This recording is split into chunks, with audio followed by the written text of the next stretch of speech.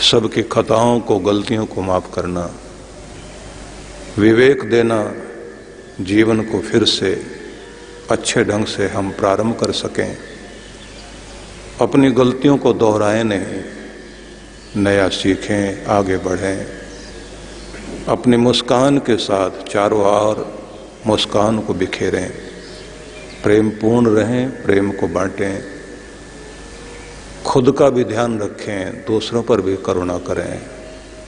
सबका कल्याण करने वाले प्रभु कल्याण कीजिए, हे संकट मोचक, सबका संकट हरण कीजिए। हर घर में खुशी हो, हर घर आनंदित हो, सबको निहाल कीजिए, मालामाल कीजिए, पूरी वसुधा पर कृपा करें, सुख दें, शांति दें, विनती को स्वीकार कीजिए। ओम शांति शांति शांति। मनुष्य जब से इस धरती पर है तब से लेकर मनुष्य के अंदर दो चीजें हमेशा रही है, जिज्ञासा और जिजीविषा, जीने की इच्छा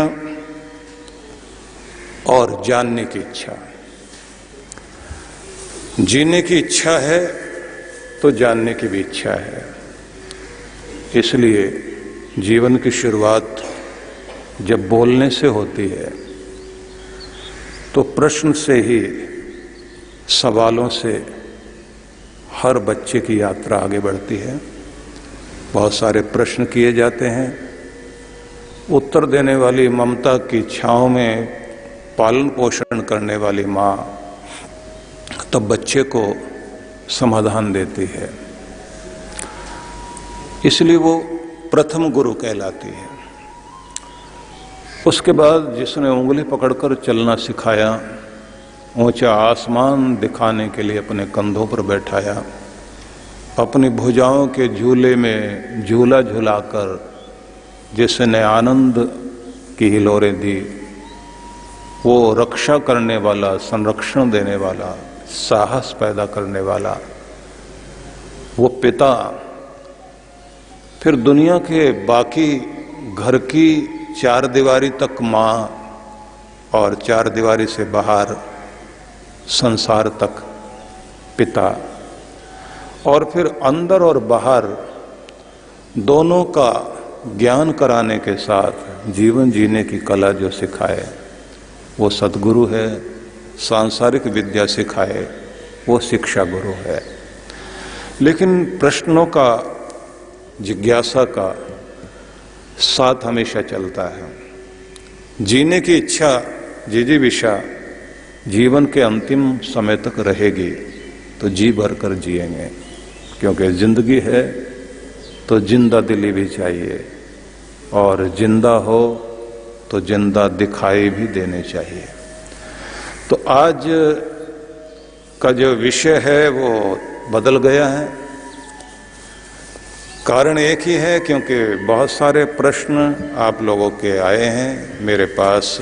इस समय इन सारे पृष्ठों में आपके प्रश्न हैं, और आप लोगों ने इतने प्रश्न भेजे हैं कि इतने तो मेरे हाथ में हैं, बाकी और रखे हुए हैं, और सभी पर चर्चा हो पाएगी ये मैं नहीं कह सकता। लेकिन सबसे पहले प्रश्न को हम लेते हैं, जिसमें ये कहा गया कि ये बताया जाए, इन दिनों नवरात्र चल रहे हैं, तो नवरात्रों में देवी माता के पूजन के लिए बहुत सारे मंत्र बोले जाते हैं।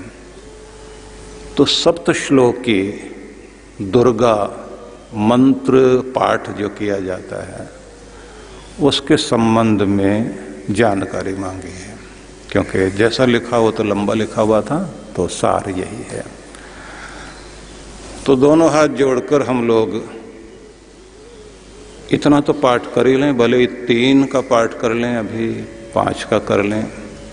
7 को पूरा बोलना, व्याख्या करना इतना समय शायद नहीं होगा। ओम ज्ञानिनामपि चेतांसी देवी भगवती ही सा बलादाकृष्य मोहाय महामाया प्रयच्छति दुर्गे स्मृता हर्षि भीतिमशेष जंतो स्वस्थ ही स्मृता मतिमति शुभाम ददासी दारिद्र्य दुख भयहारिणी क्वाद्वदन्यः सर्वोपकार करणाय सदा दृचित्ता। थोड़ा अर्थ भी समझ लें। जो ज्ञानी नाम अपि चेतांसी देवी भगवती ही सा, ज्ञानियों के भी चित्त को विचलित होने से जो बचाती है।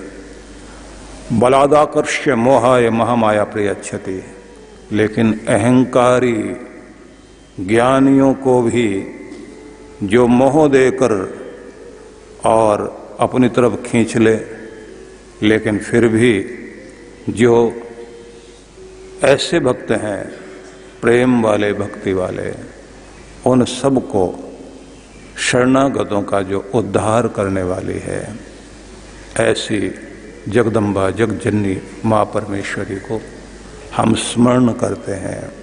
दुर्गे स्मृता हर्षि भीतिमशेष जंतो, वह जो संकट काल में डरे हुए समस्त प्राणियों को जो उसका स्मरण करता है, उन सब के जो दुखों को हरती है। दुर्गे स्मृता हर्षि भीति मशेष जंतो, डरों को जो उनके डरों को दूर करती है। स्वस्थ स्मृता, और जो स्वस्थ कुशल लोग हैं, ऐसे लोगों को स्मरण करने पर मति अतीव, मतिम अतीव, विशेष प्रकार की बुद्धि प्रदान करती है। कुशल हो आप, स्वस्थ हो, लेकिन स्वस्थ का मतलब ये भी है आंतरिक रूप से भी स्व में जो स्थित हो, जो स्वयं के अंदर में भी स्थित रहे, मतलब अपने निज रूप में रहे, अपने आपे में रहे। ऐसे शांत स्वस्थ लोग शरणागत हैं, उनको जो जगदम्बा विशेष बुद्धि देती है, और वह बुद्धि जिसे हम कहेंगे शुभ की ओर ले जाने वाले, दारिद्र्य दुख भयहारिणी कातुदन्या, और अति शुभ बुद्धि देने वाली वह जगदम्बा, जो ऐसे लोग हैं जिनका कार्य गलत तरफ चलना है, दूसरों को दुख देना है, उन सबको दूसरी तरफ भी लेकर जाती है। मतलब उन सब के जीवन में दुख भी ले आती है, लेकिन ये भी ध्यान रखना चाहिए दारिद्र्य दुख भयहारिणी, वह दारिद्र्य और दुखों का हरण करती है। हमें ऐसा मानना चाहिए कि दया करने वाली, करुणा करने वाली जगदम्बा माँ है। उस जगदम्बा माँ को, क्योंकि भगवान को, भगवती को जितनी श्रद्धा से आप पूजेंगे, वह कृपा जरूर करेगी। मतलब तुम ही सदा भक्तों पर उपकार करने के लिए सदैव दयाद्र होकर संवेदनशीलता से सबके कष्टों को हरते हो। आपके इस स्वरूप को भी हम स्मरण करते हैं। सर्वमंगल मांगल्ये शिवे सर्वार्थ साधिके शरण्ये त्र्यंबके गौरी नारायणी नमोस्तुते। सर्वमंगल मांगल्य, सभी मंगलों का मंगल करने वाली, शिवे जो कल्याण स्वरूप है, सर्वार्थ साधिके समस्त कामनाओं को पूर्ण करने वाली, शरण्य त्र्यंबके गौरी जो शरण करने, ग्रहण करने के योग्य है, त्र्यंबके त्रिकाल दर्शिनी है, त्रिनेत्र धारिणी है। तो दूसरा अर्थ ये भी कहा जाएगा त्रिकाल दर्शिनी, ऐसी जो गौरी भी है, नारायणी भी है, ऐसी जगदम्बा माँ को प्रणाम करते हैं। शरणागत दीनार्थ परित्राण परायणे सर्वस्यार्ति हरे देवी नारायणी नमोस्तुते। शरणागत, दीनार्थ, जो शरणागत हैं, शरण में आए हुए हैं, दीन हैं, असहाय हैं, ऐसे दुखियों की परित्राण परायणे, जो भी शरण में आए उन सब का त्राण करे। सर्वस्यार्ति हरे देवी, सभी की पीड़ाओं का हरण करने वाली जगदम्बा माँ, हम आपको नमन करते हैं। सर्वस्व स्वरूपे सर्वेशे सर्वशक्ति समन्वते वैभ्यस्त्राहि नो देवी दुर्गे देवी नमोस्तुते। सर्वस्वरूपे मतलब जिसका स्वरूप विश्व स्वरूप है। सर्वेशे समस्त ऐश्वर्यों की जो स्वामिनी है। सर्वशक्ति समन्वते सभी प्रकार की शक्तियों से जो समन्वित है, ऐसी जगदम्बा दुर्गा दुर्गति नाशनी, जो दुर्गति से हमें बचाती है, ऐसी जगदम्बा माँ को हम प्रणाम करते हैं, ये कहते हुए भैभ्यस्त्राहि नो देवी, हे माँ हमें समस्त प्रकार के भयों से हमारी रक्षा कीजिए, क्योंकि सब पर डर राज करता है। तो 5 श्लोक का अर्थ मैंने बताया, क्योंकि आप सबके सामने बहुत सारे प्रश्न हैं, तो अगले प्रश्न की तरफ हम लोग चलते हैं, क्योंकि एक एक का उत्तर देने में ही मुझे लगता है कि पूरा समय लग जाएगा और सभी पर हम लोगों ने चर्चा करनी है। डॉक्टर राणा कार्डियोलॉजिस्ट अहमदाबाद, उन्होंने पूछा है कि बहुत सारे भक्त हैं आपको अनुसरण करते हैं, दिशा दीजिए कि किस प्रकार हम अपनी रोग प्रतिरोधक क्षमता को बढ़ाएं, कोरोना वायरस से लड़ने में भी सफल हों।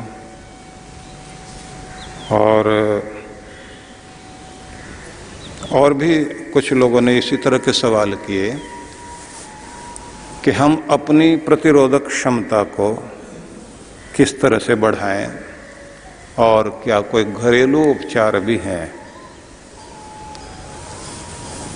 तो सबसे पहले तो मैं आपको ये कहूँगा, एक दिन में किसी की भी प्रतिरोधक क्षमता बढ़ने वाली नहीं है।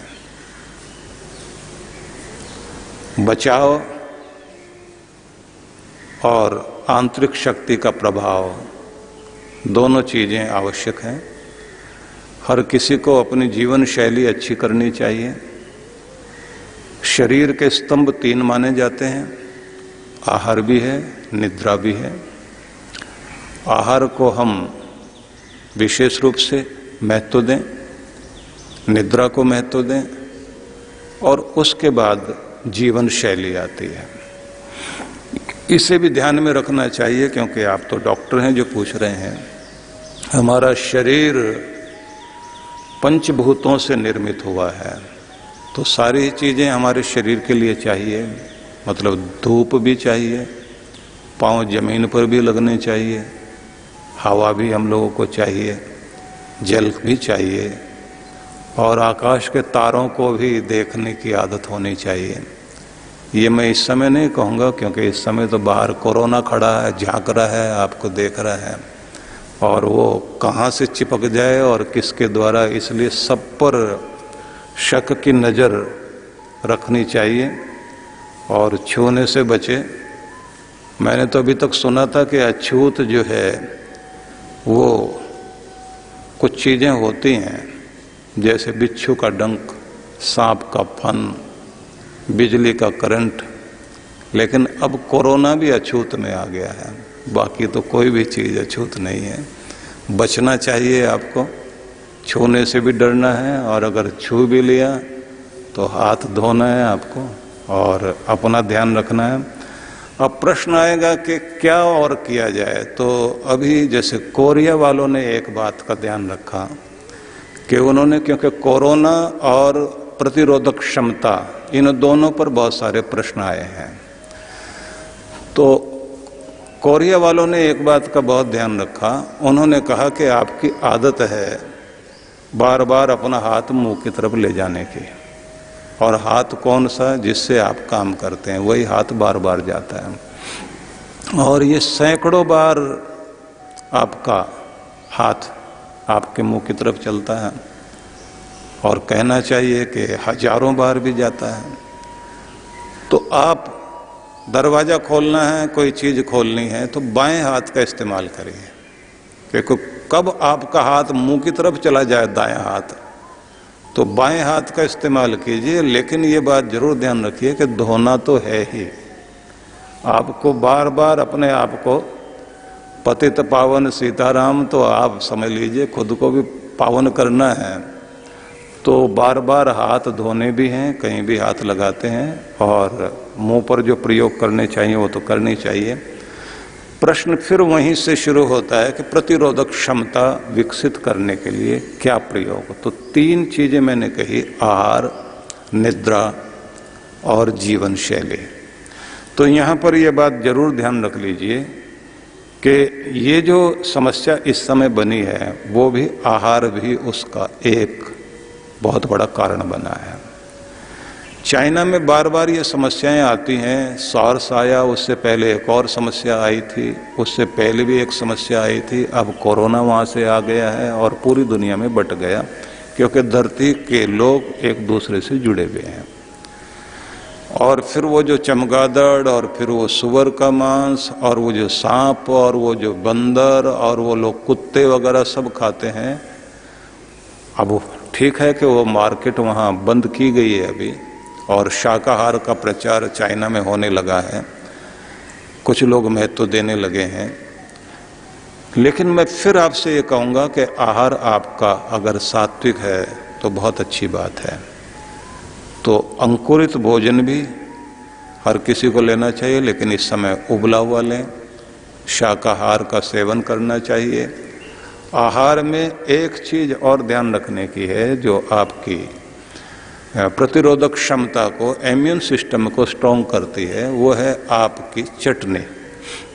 चटनी में भी ये ध्यान रख लेना चाहिए कि आप पुदीना, हरा पुदीना, धनिया और टमाटर, इन दिनों आंवले का भी प्रयोग, आप अगर टमाटर नहीं तो आंवले का प्रयोग कर सकते हैं। खट्टी चीजें आपको इस समय लेनी चाहिए उस रूप में जो आपको विशेष रूप से विटामिन सी देती हो, लेकिन गला खराब करने वाली चीज नहीं लेनी है। और जिन लोगों का गला गड़बड़ हो रहा हो तो गर्म पानी लें, गर्म पानी में नमक डालकर गरारे करें, और हल्दी का पानी, आपको चाय के बजाय हल्दी को दिन में कम से कम एक बार आप जो है हल्दी का पानी पीजिए।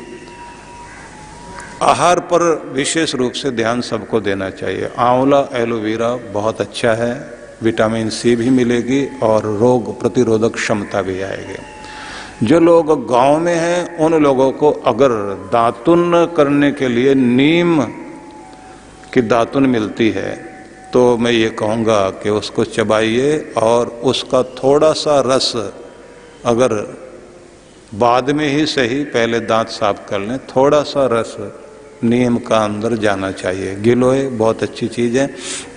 नित्य प्रति की प्रतिरोधक क्षमता के लिए साउथ इंडियन लोग जैसे, जहाँ पर जो है वो काली मिर्च मिलती है लेकिन ताजी मिलती है, मतलब हरी, उसके साथ वो लोग जो है शहद मिलाकर चबाकर खाते हैं, तो वो बहुत अच्छी चीज़ है। वो भी एक जो है लाभ देने वाली चीज़ है। लेकिन मैं आप सबसे ये कहूँगा कि जो आपके भोजन से चटनी गायब थी, सॉस आ गई उसकी जगह, तो अच्छा हो कि अपनी चटनी को भी खुद आप बनाएं, और उसे बहुत ज़्यादा खट्टा नहीं करें आप। चटनी भी आपको बहुत लाभ देगी। कुछ लोग जो है चटनी बनाने के लिए 11 तरह की चीज़ों का प्रयोग करते हैं।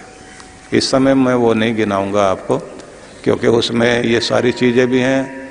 अनार दाना और मिला लेते हैं, सूखा धनिया भी मिलाते हैं, कुछ लोग थोड़ी सी उसमें सौंफ भी मिलाते हैं, लेकिन जो लहसुन खाने वाले लोग हैं वो लहसुन का भी प्रयोग साथ में करते हैं। लेकिन इन दिनों नवरात्र चल रहे हैं, 10-11 चीज़ें मिलाकर जो चटनी बनाई जाती है उसमें वो लोग हरी मिर्च का भी प्रयोग करते हैं। हरी मिर्च, कुछ लोग तो लाल मिर्च जो है, और लाल मिर्च भी ऐसे कि नाक से धुआं भी उठने लग जाए, इतना कुछ प्रयोग करते हैं। लेकिन ये सब चीज़ें मैं इतना ही कहूँगा कि अच्छी चटनी भी साथ में होती है, और आपका जो भोजन है, सब तरह के जो अनाज हैं उनका प्रयोग सबको करना चाहिए। सीधा सा नियम तो ये है कि सब रंगों की सब्जियां, सब रंगों के फल, सब रंगों की दालें और सभी रंगों के अनाज, ये सब प्रयोग करना चाहिए अपना आयुष्य बढ़ाने के लिए। ये आहार की बात हुई। अब अगली बात इसी में आती है जो आपको नींद लेनी है। कम से कम 6 घंटे आपको नींद चाहिए, और अगर आपकी आयु छोटी है तो 8 घंटे की नींद आपको चाहिए। छोटे बच्चों को 10 घंटे की नींद चाहिए। छोटे बच्चों से मतलब ये है कि जो बहुत ही छोटे हैं, बुढ़ापे में जाकर नींद कम हो जाती है। उसका एक अर्थ ये भी है कि ज़्यादा चिंता और तनाव में रहने के कारण नींद पर असर आ जाता है। ज़्यादा खुश रहिए, शांत रहिए, अपने नींद को बेहतर बनाइए। आपका जो इम्यून सिस्टम स्ट्रॉन्ग करने के लिए नींद बहुत अच्छी चीज़ है, क्योंकि विश्व शक्ति को प्राप्त करने के लिए नींद ही उसमें सहायक है, और आपका जो न्यूरॉन सिस्टम है उस पर एक बेहतरीन असर जो है आपकी नींद डालती है। उसके बाद में अगली चीज़ आती है जीवन शैली। जीवन शैली में आपको मानना चाहिए कि उसमें आपका व्यायाम भी आता है। व्यायाम भी 3 तरह के हैं, उन तीनों व्यायाम का प्रयोग करना चाहिए। पहला व्यायाम है कार्डियो एक्सरसाइज। उसमें आप दौड़ भी लगा सकते हैं, जॉगिंग कर सकते हैं, तेज चल सकते हैं, जैसी आयु आपकी और जैसी स्थिति आपकी, जिससे रक्त संचार शरीर में अच्छा हो और हार्ट को लाभ मिले। दूसरे व्यायाम की जो एक्सरसाइज की, फिजिकल एक्सरसाइज की जो गतिविधि आपको करनी है, वह है अपने शरीर को लचीला बनाए रखने के लिए योगासनों का प्रयोग। जितना आप जीवन के आखिर तक लचीले बने रहेंगे, फ्लेक्सिबल बने रहेंगे, उतने आयुष्य आपका आयुष्य जो है, आपकी उम्र जो है वो अच्छी रहेगी और क्वालिटी वाली लाइफ जी सकेंगे। व्यायाम में एक तीसरी चीज आती है प्राणायाम। प्राणायाम में आपको 3 प्राणायाम तो मुख्य रूप से करने ही चाहिए। अनुलोम विलोम प्राणायाम, और उसी के साथ में कपालभाति, और तीसरे नंबर पर आप जो है भस्त्रिका करें। उसी के साथ में अगर आप जो है कोई भी यदि हो सके तो उज्जाई प्राणायाम को भी कर सकता है, और कुछ लोग अगर अभ्यास कर लें अग्निसार प्राणायाम का तो वो भी बहुत अच्छा है। लेकिन अग्निसार प्राणायाम वो लोग ना करें जिनके पेट का ऑपरेशन हुआ है या जिनको कोई पेट संबंधी कोई समस्या है, तो वो लोग न करें। बाकी लोग इसका प्रयोग कर सकते हैं। उज्जाई प्राणायाम भी अगर आप करना चाहते हैं तो वो 3 बार से लेकर 5 बार ही उसे करके रोक लेना चाहिए। भ्रामरी प्राणायाम जो है वो आपको बहुत लाभ देता है। इसका लाभ आपके जो है वो मस्तिष्क तक, रीढ़ में वाइब्रेशन भी आएगी और आपको ध्यान लगाने में भी सुविधा होगी। तो कुल मिलाकर मैं अगर कहूँ तो जीवन शैली पर भी ध्यान दिया जाना चाहिए और अपने खान पान पर ध्यान दें। तो इस सब पर आप ध्यान देंगे तो बहुत अच्छा रहेगा। एक सज्जन हैं जिनका नाम है संयम, ये अमरोहे के हैं। इन्होंने पूछा कि मैं ये पूछना चाहता हूँ देव ऋण, ऋषि ऋण, पितृ ऋण की बात शास्त्रों में कही गई है। पितृ ऋण की पूर्ति विवाह के पश्चात संतान उत्पत्ति होती है तो उससे माना जाता है कि वो पूर्ण हो गई। और यदि कोई अविवाहित रहकर अपने जॉब आदि करते हुए आध्यात्मिक जीवन जिए तो क्या वह इस ऋण की पूर्ति कर पाएगा? अविवाहित संतों पर क्या यह ऋण रह जाता है? तो बड़ा अद्भुत प्रश्न है उनका। तो सार में हम इतना समझ लें, क्योंकि बहुत सारे सवाल हैं, छोटा छोटा उत्तर मैं दूंगा, क्योंकि जो इससे पहले वाला जो 2 प्रश्न थे वो थोड़े लंबे उनका उत्तर दिया, हालांकि उसमें से भी मैंने थोड़ा बीच में से छोड़ दिया था, क्योंकि 5 श्लोक आपको सुनाए, 7 नहीं सुनाए थे।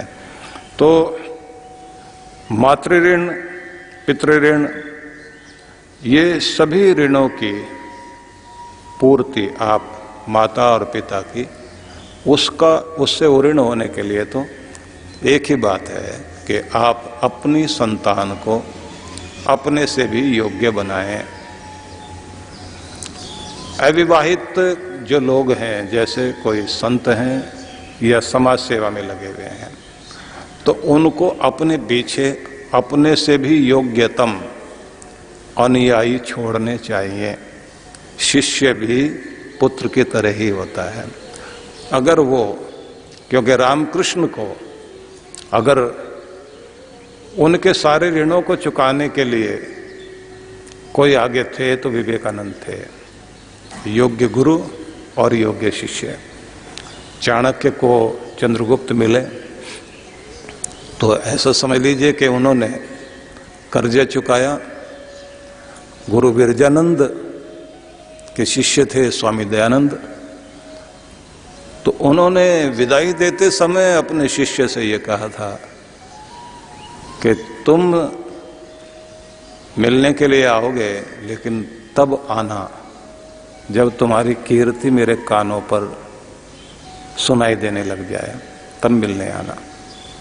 तो स्वामी दयानंद जब मेरठ में गए तो गुरु विरजानंद का संदेशा आया कि पुत्र तुम्हारी कीर्ति मेरे कानों तक पहुंच रही है, अब मिलने आना।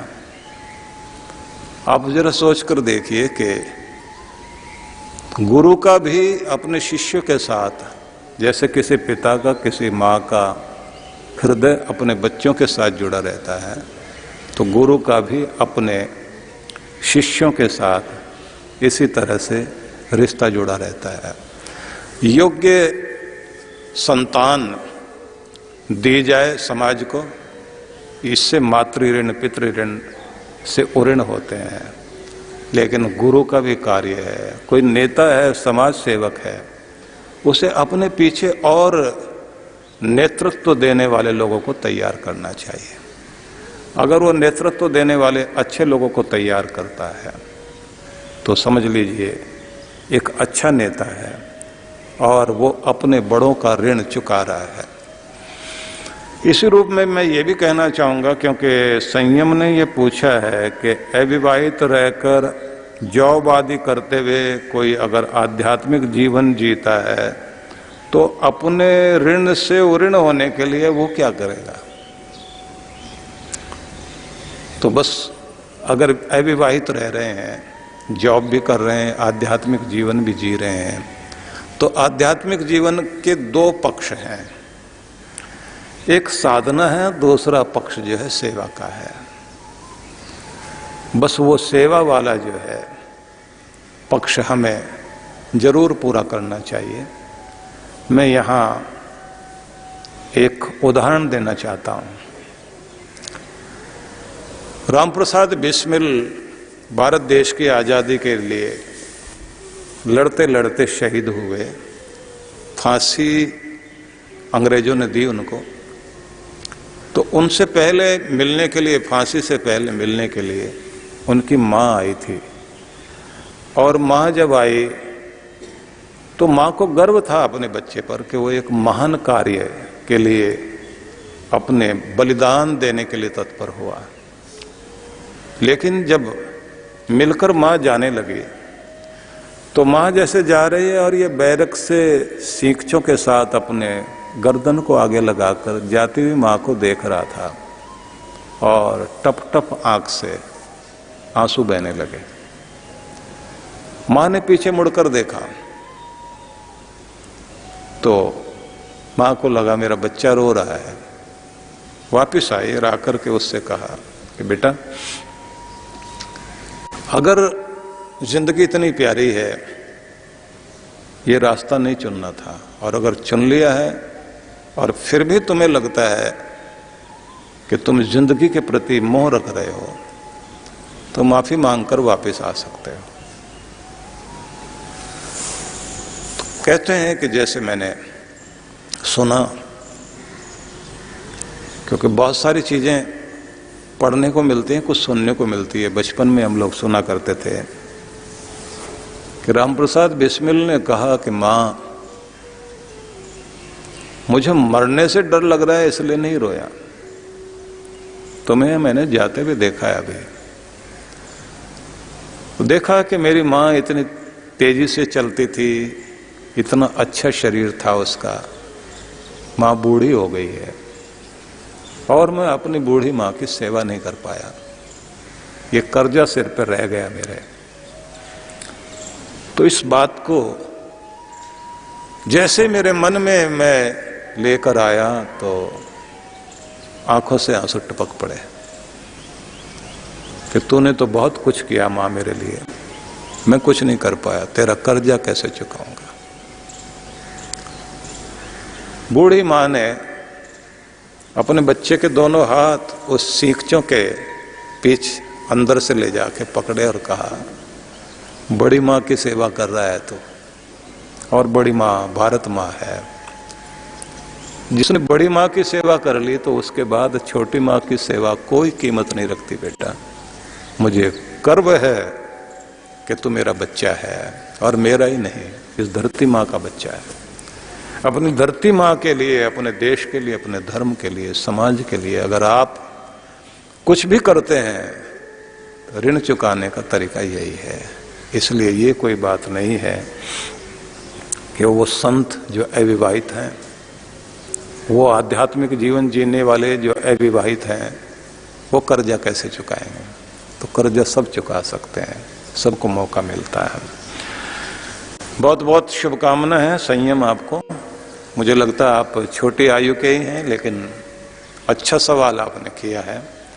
और मैं क्रमशः ही ऐसे जैसे लिखे हुए हैं ये प्रश्न, मैं वैसे ही वैसे उनके उत्तर देता जा रहा हूँ। कितनों का नंबर आएगा मैं नहीं कह सकता। नीतू भट्ट देहरादून से, उन्होंने बहुत सारी बातें लिखते लिखते गुरु मंत्र सिद्धि साधना सीखने के बाद, गुरु मंत्र सिद्ध करने के बाद घर में साधना का नियम नहीं बन पाता, कई बार बाहर यात्रा करनी पड़ती है तो नियम टूट जाते हैं। ऐसे में क्या गुरु मंत्र शक्ति क्षीण होने लगती है, क्या गुरु मंत्र फिर से सिद्ध करने की जरूरत होती है, तो कृपया मार्गदर्शन करें। देखिए, दो बातें हैं।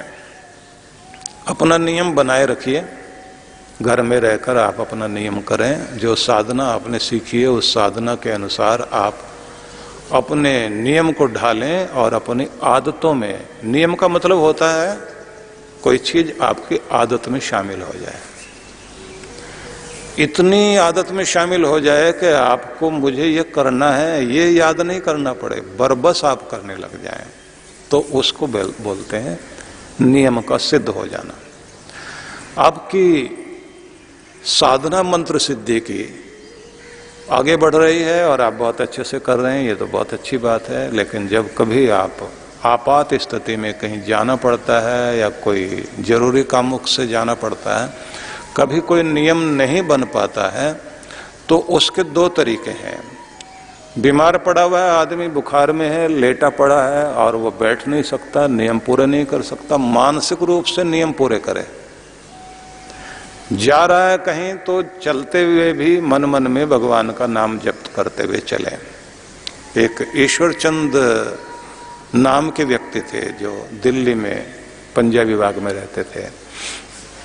व्यापार के लिए बाहर जाना पड़ता था उनको, और उस समय उनके पास में एक ट्रंक होता था जो ये जिसमें वो अपना सामान रखते थे, उसको साथ में लेकर चलते थे। तो ट्रेन में ज़्यादातर बैठते थे तो उसमें जंजीर बांधकर ताला लगाकर फिर वो अपनी कमर से भी बांध लेते थे कि कोई मेरा सामान लेकर ना चला जाए, और उसके बाद अपने बैठे बैठे जो है अपना जाप करना, क्योंकि गायत्री उपासक थे। उन्होंने हमसे फिर गायत्री साधना की विधि सीखी थी, और उनको मैंने एक चीज़ सिखाई थी कि अगर आप कार में बैठे हैं, बस में बैठे हैं, तो उस समय आप कैसे ध्यान कर सकते हैं।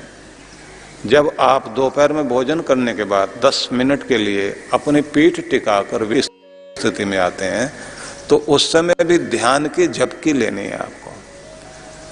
महात्मा गांधी के जीवन में एक बड़ी अद्भुत बात थी कि वे, एक वर्णन मिलता है ऐसा कि कहीं जा रहे थे सभा में बोलने के लिए, और तांगे में बैठे हुए थे।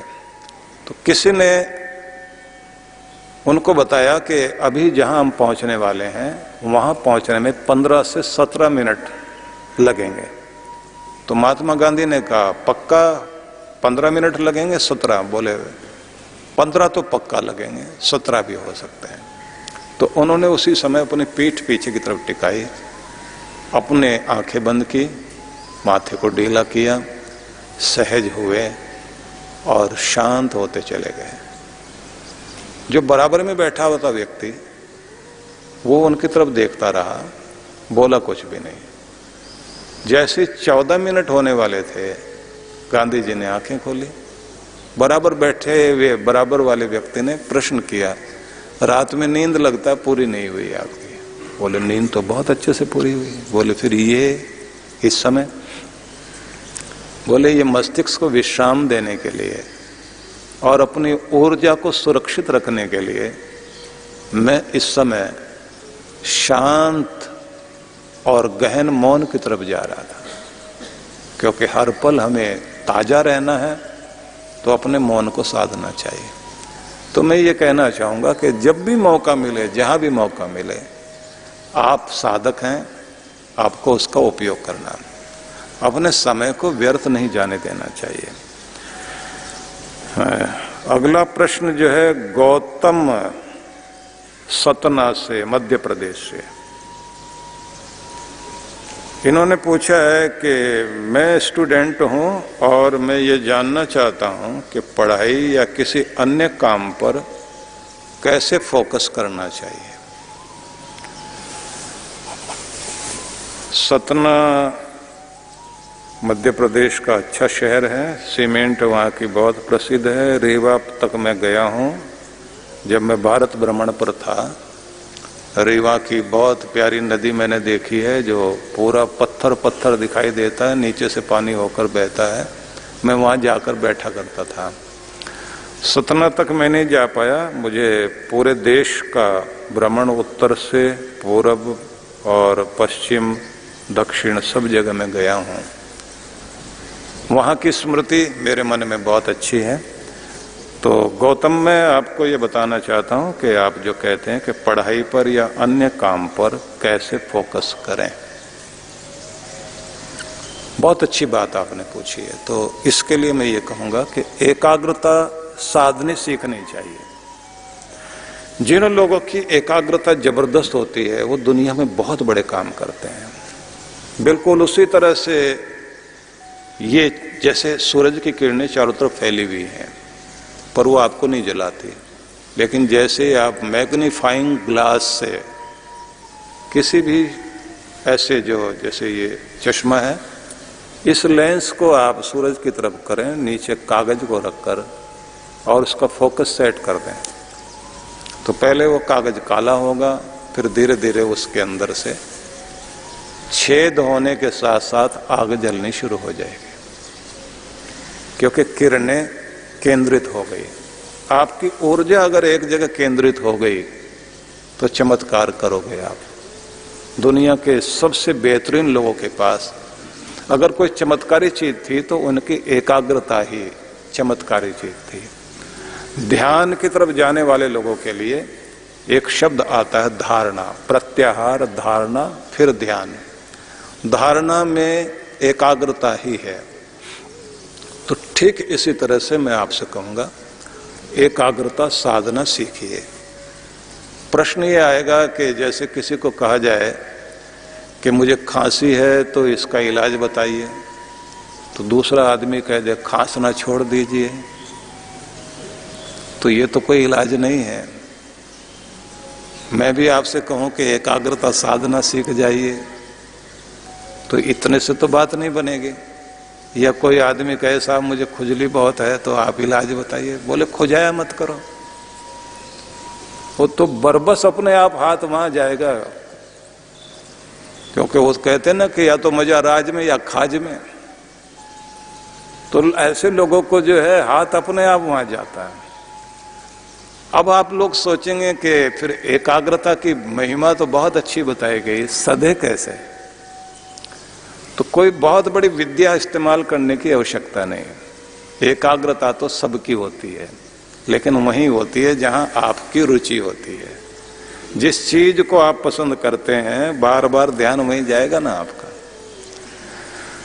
तो जिस तरफ अपने आप को ले जाना चाहते हैं पहले तो उसे पसंद करना सीखें, उसमें रमना सीखें। वो कितना जरूरी है उसका महत्व सीखें, उसको प्यार करें, उसका सपना देखें कि यह चीज मेरी जिंदगी में पूरी हो जाए तो कितना कमाल होगा। तो आपका मूड अपने आप बनेगा, आप उसकी तरफ ज्यादा से ज्यादा जाओगे। अब उसके बाद में एक प्रयोग आपको और करना है जो बड़ा महत्वपूर्ण है। कोई भी काम करें उसमें रस लें, मतलब मन को भटकने न दें। खाना खा रहे हैं तो पूरा ध्यान खाने में, संगीत सुन रहे हैं तो पूरा ध्यान संगीत में, काम कर रहे हैं तो पूरा ध्यान काम में, बात कर रहे हैं तो फिर बात में ही खो जाइए। छोटे बच्चे जैसे खेलने में मस्त हो जाएं तो इतने मस्त हो जाते हैं, माँ को भूल गए, घर को भूल गए, चोट भी लग जाती है तो उनको पता भी नहीं लगता।